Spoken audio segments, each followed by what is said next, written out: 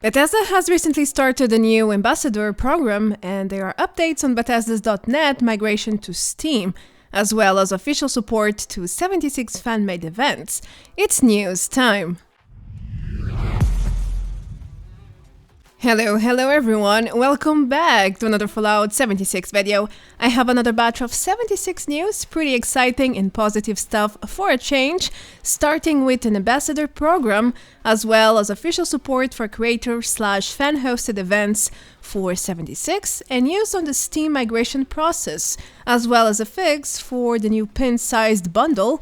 Let's not forget about the new community calendar mod for train stations, a pretty useful one, and a possible fix for the high spawns of T45 legendary power armor. Lastly, players want weather options, and Minerva is staying live for over a week.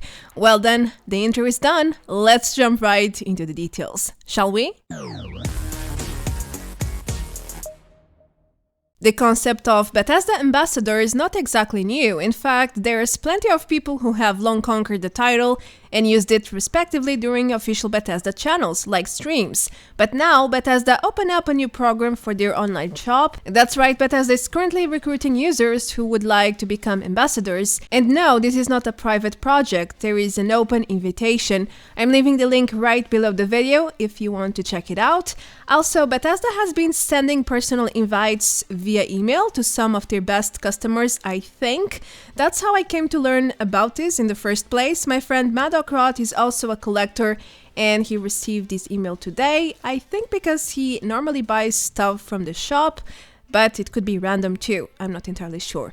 I decided to investigate further though, and at first I was suspicious because this huge lengthy link came up on the first search, and as you can see, it's the same page used in that personal invitation he received. I even thought it might be some sort of phishing or scam. However, it is real and reliable information. I checked Bethesda Gear social media, and they have been recruiting ambassadors and advertising the link I found, so it must be a case of rushed or poor web development. Why didn't they make a proper landing page with a short official link? That's beyond me, but signing up for this program is extremely easy. You just have to install the app using their QR code or via SMS. There's also a tier system where ambassadors' revenue increase the more they sell. Anyway, this program also unlocks special discounts and access to new products according to Bethesda. So it probably doesn't hurt to try it out, even if you rarely buy anything from their store. After all, the invitation is open to anyone for the time being, but you never know when that will change. So hurry up and get on board if you are interested, of course.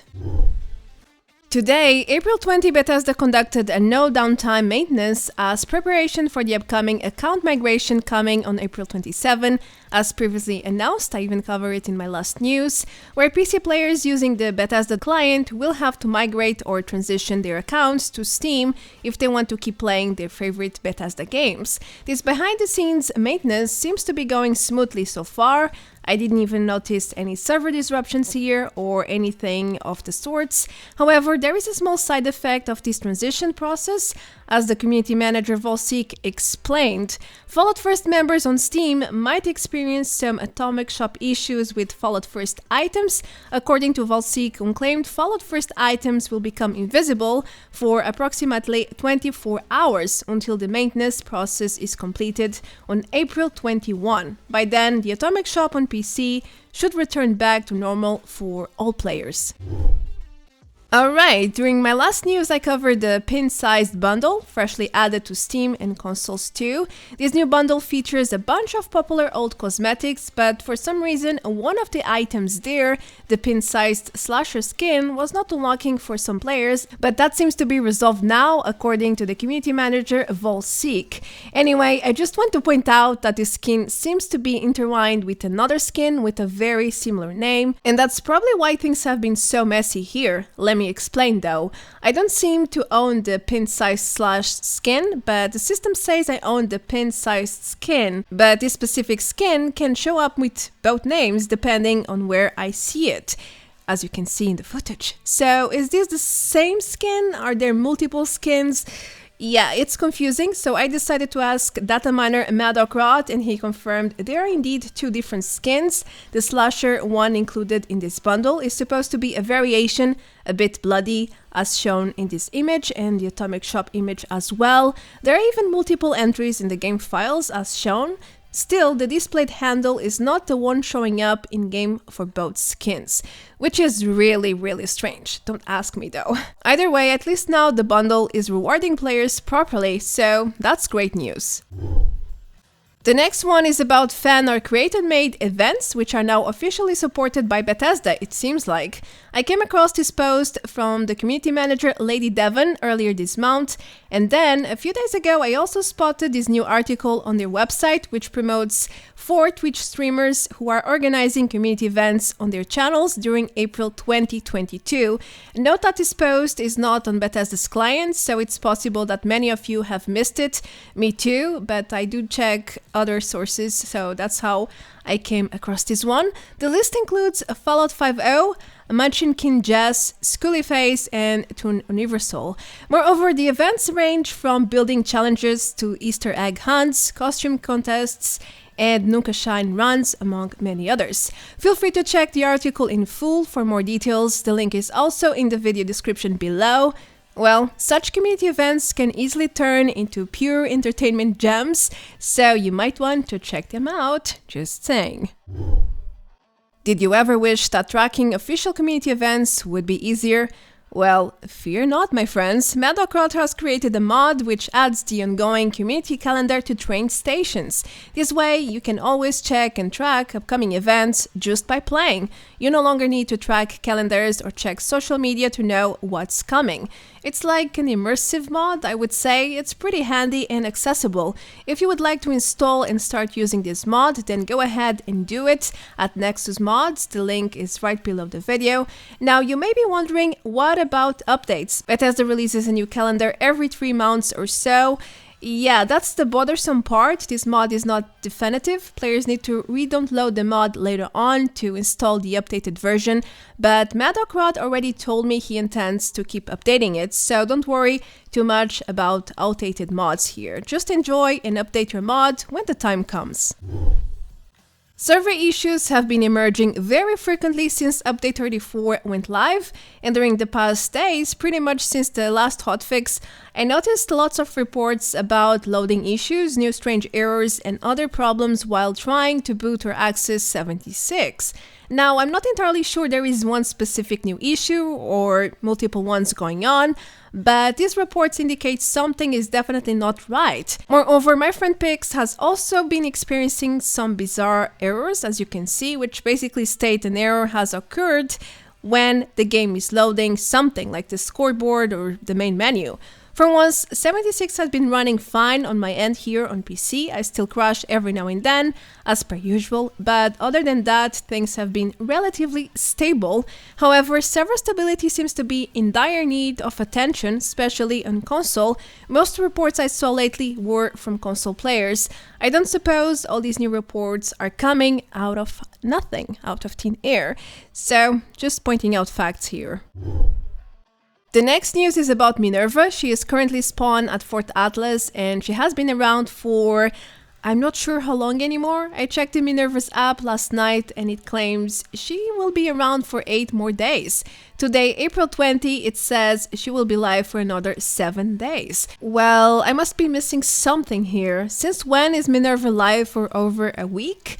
Her schedule used to be pretty shorter as far as I remember. I couldn't even find any special events regarding Minerva, so I'm not sure what's going on. Maybe the app is a bit bugged, or something changed and I totally missed it. It could be. If you know something more than I do, please feel free to share in the comments below. I would love to know what's going on about this. I'm not sure. Either way, Minerva is selling lots of useful plans, such as the Brotherhood Crusader pistol and the full T65 power armor set. As such, if you have lots of gold to spare and you are still missing some of these plans, hurry up, make haste, and get them before she's gone. Now, if you often farm public events and legendary enemies, you surely noticed by now that the T45 power armor drops very often, like really often. Even last night this queen gave me a legendary T45 arm as evidence. Thanks goodness. Anyhow, something is clearly not right with the drop rates for this type of power armor, and the community manager Lady Devon already came public to confirm the drop rates are indeed not right, and the team has been investigating the bug. In other words, Bethesda is aware this is going on, and they will most likely release a fix with the upcoming update in June, so stay tuned. For this upcoming weekend, Bethesda scheduled 2 community events. Starting on April 21, you can enjoy double daily caps from NPC vendors, as well as double mutation and double rewards from daily operations. It's another fantastic time to fill up your pockets if you have recently spent all your money, like I did with the holiday gifts, which returned for April's Fool not too long ago. Anyway, just keep in mind that if you deplete or sell stuff to vendors before the double caps event starts, it takes 24 hours for the caps pool to reset. Therefore, why so many players often don't see double caps in the very first day of the event. It's not really a bug, it's just reset times and how the currency system works, just to make things clear. We are closing in with the news. Now this point is more like a reminder. The Atomic Shop was updated yesterday, April 19, but nothing new was added really. Bethesda brought back a bunch of old Nuka-Cola assets which were first released years ago, such as the Nuka-Cola Secret Door or the Nuka-Cola Vendor. Some of these items are really unique and on theme with the Nuka World on Tour DLC coming to 76 this winter, so it might be worth getting these items now if you haven't before, because I'm not sure they will bring it back anytime soon. I'm certainly going to grab some of them since I only got a few previously. The Nuka-Cola lamp, for example, is very nice and I want to get it. I can't believe I missed it in the past. Well, this is a fun example that second chances and second releases are not all that bad. As the last point, I selected a Reddit suggestion, which I have seen over and over again. It's about weather options or weather seasons in 76. It's a highly requested feature, which I don't think I ever saw Bethesda mentioning in any of their official statements, but it's something that could give a new life to the Wasteland, a new level of immersion too. Some players have been pointing out that 76 needs more features to show the passage of time, and ratstorms should happen more frequently. I even spotted this comment about adding tornadoes, which is a typical weather event in Virginia at least a couple of times per year. Well, I'm not sure about those because that would require a lot of work, but something as simple as snow wouldn't be much of an issue, I think, because we already have ash falling from the sky in the ash-heap region, so that one would be relatively simple, I think. But what do you think about this one? Do you think weather options would benefit 76? And in what format? I think Bethesda could really play around weather and make new Fallout World options, but then again, I would really like to see such changes on normal servers. And well, maybe one day we will get to see some weather options in the game, or maybe not. You never know. Random items across the floor is the type of bug I sort of grew used to at this point in time, and that's the random bug for today's news. Truth be told, it's not every day you see such bug, but it's always funny to see piles of stuff laying around. It's another issue for Bethesda to tackle down at some point. Anyway, that's everything for now. Thanks for watching. Let me know if you have any news to share with me in the comments. Feel free to leave a like and subscribe to help the channel out. And as per usual, a huge shout out to all my dear members and patrons.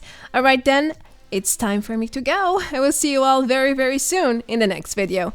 Until then, take care. Adios. Bye bye.